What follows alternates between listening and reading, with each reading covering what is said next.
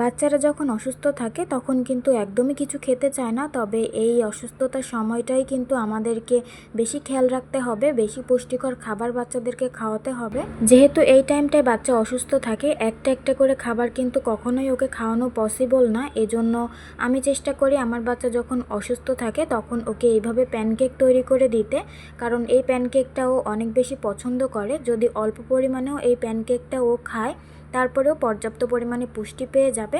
তো যেটা আমি ওকে প্রায় সময় তৈরি করে দেই, আর অসুস্থ হলে বেশিরভাগ টাইম আমি ওকে এই নাস্তাটাই দিয়ে থাকি, যাতে ও অল্প একটু খেলেও পর্যাপ্ত পরিমাণে পুষ্টি এখান থেকে পেয়ে যায়।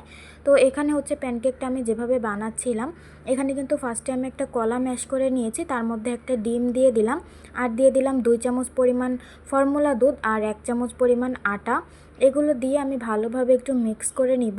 আপনারা চাইলে এখানে কিন্তু ভেজিটেবলস দিয়েও প্যানকেক তৈরি করে দিতে পারেন, তবে এই প্যানকেকটা কিন্তু বাচ্চার জন্য অনেক বেশি পুষ্টিকর। তো এরকম একটা কনসিস্টেন্সিতে আমি রেখেছি। তারপরে এটাকে আমি এখন ঘি দিয়ে ভেজে নিব। এখানে ঘি বা বাটার যে কোনো একটা দিলেই হয়, আর ঘিটা দেওয়ার চেষ্টা করবেন। ঘি কিন্তু বাচ্চার ব্রেন ডেভেলপমেন্টে অনেক বেশি সাহায্য করে। তো ঘিটা দিয়ে আমি প্যানের চারিপাশে একটু ছড়িয়ে দিলাম। আর চাইলে কিন্তু এই বেটারটা আপনি ব্লেন্ডারেও ব্লেন্ড করে নিতে পারবেন, তবে আমি কাঁটা চামচ দিয়ে ম্যাশ করে নিলাম। তো তারপরে এইভাবে আমি 1 চামচ করে এক এক সাইডে দিয়ে দিব, তাহলে গোল একটা শেপ হবে, দেখতে ভালো লাগবে। যেহেতু এই খাবারটার মধ্যে ডিম, কলা, দুধ এবং ঘি অ্যাড করা হয়েছে, সো নিঃসন্দেহে কিন্তু এটি একটি পুষ্টিকর খাবার।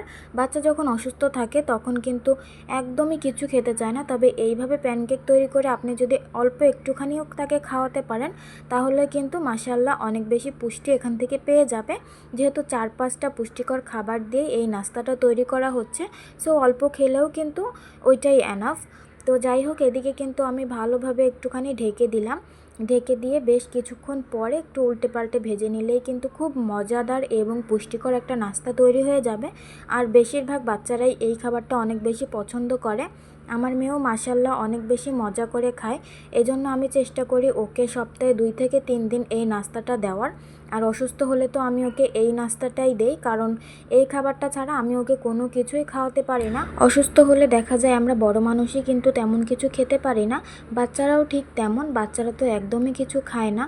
তো একটুখানি যদি পুষ্টিকর খাবার দেওয়া যায় এই অসুস্থতার টাইমে, তাহলে কিন্তু বাচ্চারা খুবই স্বাচ্ছন্দ্য বোধ করে এবং তাড়াতাড়ি সুস্থ হয়ে যায়। সো আপনিও চাইলে কিন্তু আপনার বাচ্চাকে এই খাবারটা দিয়ে ট্রাই করতে পারেন। যদি খায় তাহলে তো আলহামদুলিল্লাহ, একটা খাবারে 4-5 রকমের পুষ্টি পেয়ে গেল। তো প্যানকেকটা কিন্তু একদমই রেডি হয়ে গেছে। এখন আমার মেয়েকে এভাবে আমি টুকরো টুকরো করে ছিঁড়ে দিলে মাশাআল্লাহ ও এটাই খুব মজা করে খায়।